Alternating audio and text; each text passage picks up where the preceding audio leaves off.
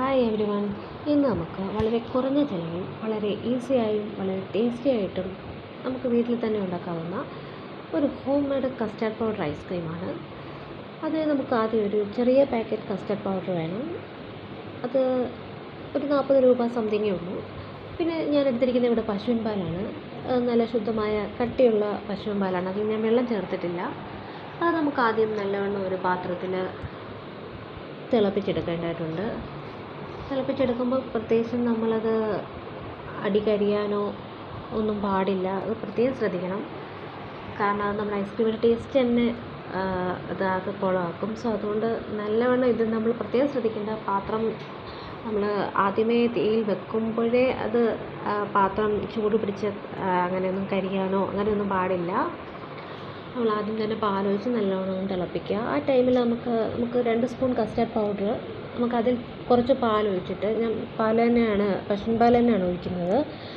അത് കുറച്ചൊഴിച്ച് ആ പാലൊഴിച്ച് നമുക്കത് മിക്സ് ചെയ്ത് നല്ലവണ്ണം കട്ട മാറ്റി ശരിക്കും അത് നന്നായി ഒന്ന് ലയിപ്പിച്ചെടുക്കുക.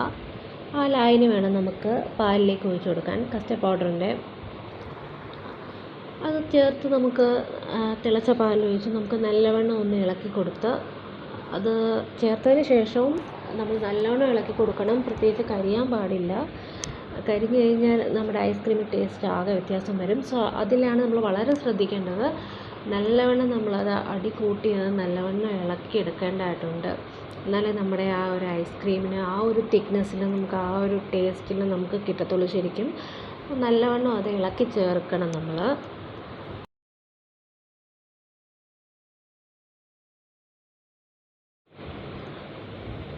ഇനി നമ്മളത് കുറേ നേരം വെച്ച് നമുക്കത് കുറുകി വരേണ്ടതായിട്ടുണ്ട്. സോ ആ സമയം കൊണ്ട് നമുക്കിതിലേക്ക് ഒരു 1/2 കപ്പ് ഷുഗർ കൂടെ ആഡ് ചെയ്യേണ്ടതായിട്ടുണ്ട്. ഷുഗർ നമ്മൾ ഐസ്ക്രീം ആകുമ്പോൾ നമുക്കത് ഒഴിവാക്കാൻ പറ്റുന്നതല്ല. സോ അതുകൊണ്ട് തന്നെ ഒരു 1/2 കപ്പ് ഷുഗറോളം ഞാൻ എടുത്തിട്ടുണ്ട്. അത്രയും നമുക്കിതിലേക്ക് ആഡ് ചെയ്ത് കൊടുക്കേണ്ടതായിട്ടുണ്ട്. ഷുഗർ ആഡ് ചെയ്യുമ്പോഴും ഇതേപോലെ തന്നെ നന്നായി ഇളക്കി കൊടുക്കണം. അത് നന്നായി ഷുഗറിൻ്റെ ആ തരികൾ അതിൽ ലയിപ്പിച്ചെടുക്കാൻ ശ്രമിക്കണം.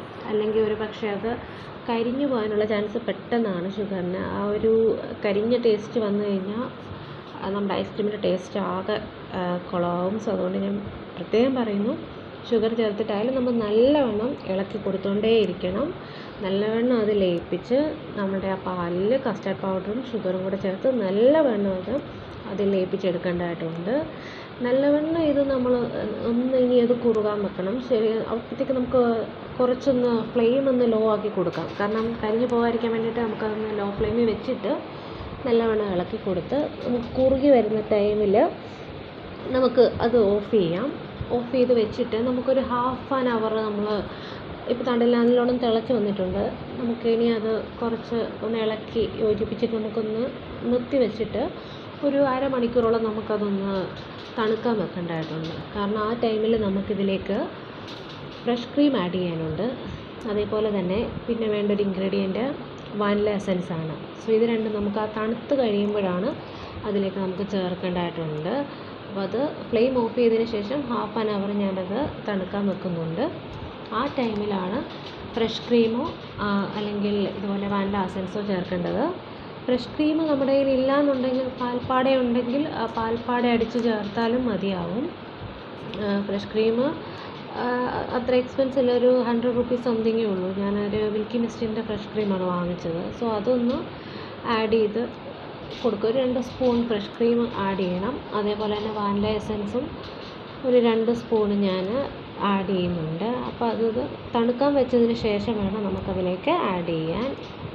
അപ്പോൾ ഇത് നല്ലവണ്ണം ഞാൻ തണുത്തതിന് ശേഷമാണ് ഫ്രഷ് ക്രീം ഇതിലേക്ക് ചേർക്കുന്നത്.